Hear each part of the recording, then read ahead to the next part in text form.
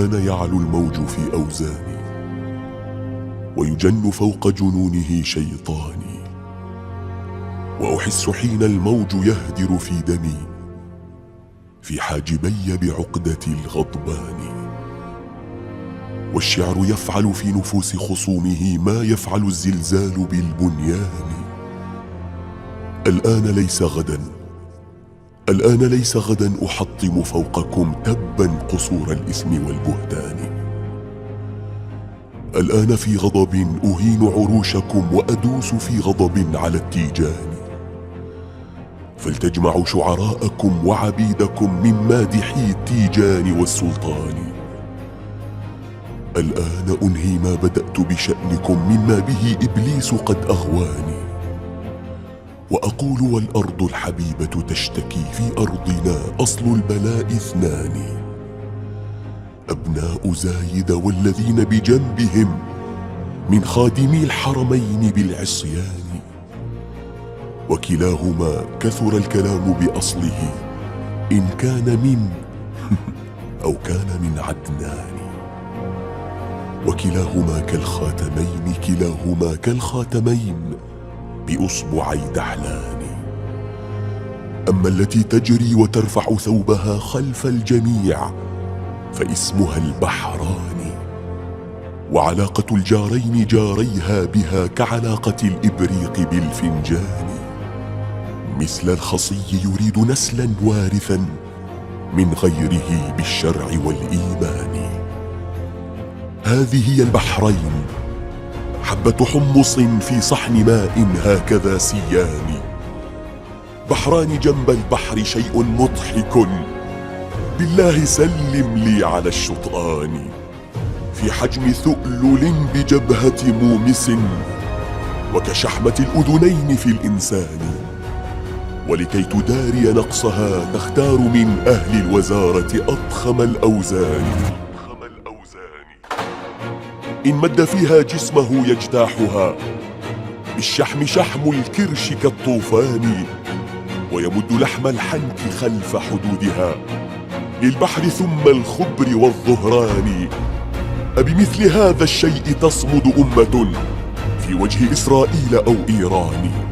أما أبو ظبي إمارة زايد أم الخبائث بؤرة هيان. فالله يعلم أن خلف زجاجها ما ليس يعرف قصة الكثبان. تقضي النهار تعد غلة ليلها والليل للتحشيش والإدمان. فقدت عروبتها ونخوة أنفها وشموخ أهل السرج والفرسان. وغدت كحمام البخار بلا دم، ما يملك العريان للعريان. هذه الإمارات التي ما عندها عقل ولا في وجهها عينان. حكامها أبناء زايد كلهم حتى المخبأ إخوة الشيطان. لم يعرفوا فينا بغير فسادهم والطعن خلف الظهر والعصيان.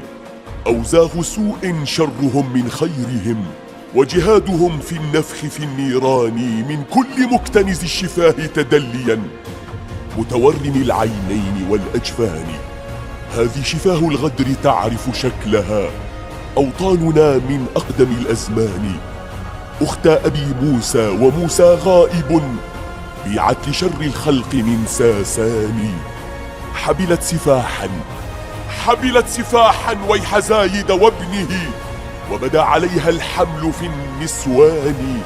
للعهر شرع الحجر والولد الذي تأتي به للقوم في طهران.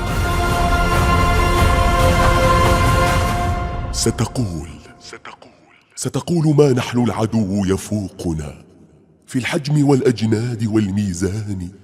رجل المواقف من يدافع واقفا عن عرضه بالظفر والأسنان. لا من يجوع في الجوار حمامة بيضا ويلقي القمح للغربان. هذه أبو ظبي بزاوية هنا في البار بين الجند والغلمان. ساق على ساق وتمضغ علكها وتضيع بين دوائر الدخان. هذه أبو ظبي تعالج عارها بالشرب والتحشيش والنسيان. تدعو العدو لكي توجه سهمها للأهل والجيران والإخوان. عربية ودليلها في أصلها العربي في أنسابها أمران.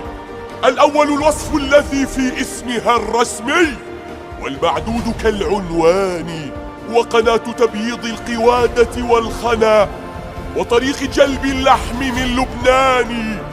أما عن الكلب الذي هو رابع